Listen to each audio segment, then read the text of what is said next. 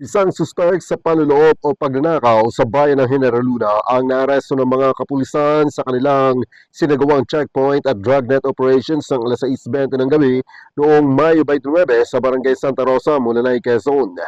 Ang suspect na si alias Brad, 39 anyos ng Barangay San Isidro ay sakay ng itim na motorsiklo ng maharang ng mga otoridad na kumpiska sa pag-iingat ito ang kalibre 45 na may magazine na naglalaman ng 14 na bala, 2 sachet ng hinihinalang shabu na tumitimbang ng humigit kumulang sa 5.67 gramo na nagkakalaga ng 115,668 pesos, hand grenade, cellphone, mga ATM cards, IDs, mga pitaka, shoulder bag at ang sasakyan nito ay ini-impound ng kapulisan.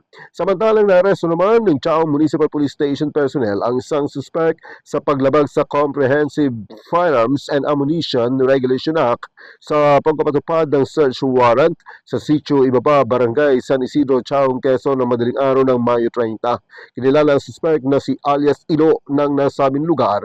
Alas 5 ng umaga nang nangyari ang operasyon na nagresulta sa pagkakakumpiska sa isang Magnum .357 revolver na walang serial number, 42 na piraso ng mga basiyo ng kalibre 45 at isang sling bag. Kasalukuyan itong nasa kustodiya ng nasabing himpilan ng pulisya. Kasama mo sa Harapan Calabarzon and 106.3 IFM Lucena Idol, Edgar Dumaceda, Tatak RMN. RMN Network News.